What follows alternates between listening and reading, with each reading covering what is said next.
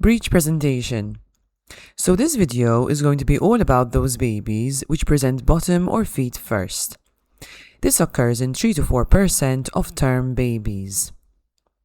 So let's start off by having a look at the different types of breech. We've got frank breech, also known as extended breech, where the hips are fully flexed and knees extended. And this is the most common type of breech, present in 2/3.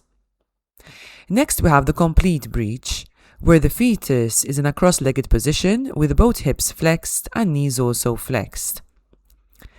Then we have the footling breech, the second most common type of breech, where one or both legs have hips extended with one or both feet leading. In this case, the fetal pelvis is not engaged, so there is a high risk of cord prolapse. I'm going to link my video on cord prolapse here if you haven't had a look at it already. Now, let's take a look at some risk factors associated with breech presentation. So, a term breech presentation is more common in nulliparous women, in those with a placenta previa, congenital uterine anomaly, multifibroid uterus. The last three relate to a distorted uterine cavity, limiting the fetus to move and maintain a head-down position. We've also got multiple pregnancy, preterm delivery, polyhydramnios and oligohydramnios, and fetal anomalies. Antenatally, it is perfectly normal that the baby is rolling around in the uterus, constantly changing its presentation. The majority of babies with breech presentation in the beginning of the 3rd trimester will turn spontaneously to cephalic at term.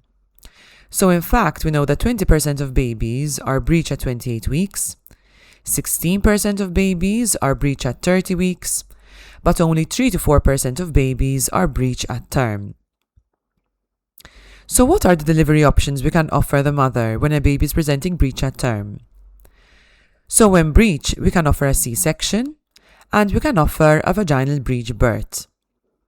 Now, a study performed in 2000 called the Term Breech Trial was a large randomized controlled trial which compared outcomes in women having planned C-sections for breech versus vaginal breech birth.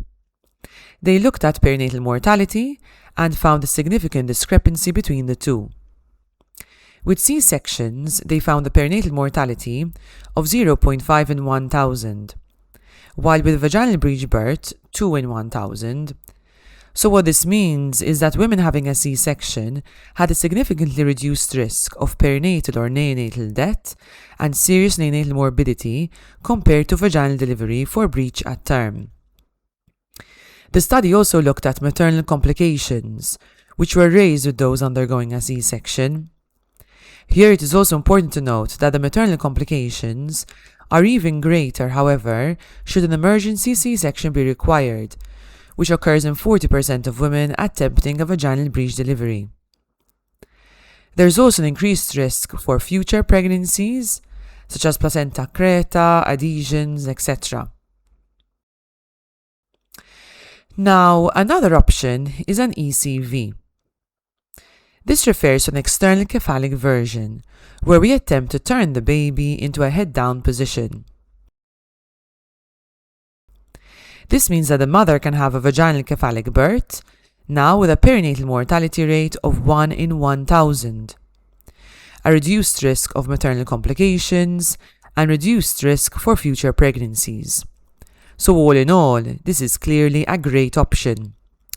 So I'm going to be dedicating an entire video to ECV. Stay tuned, like and subscribe.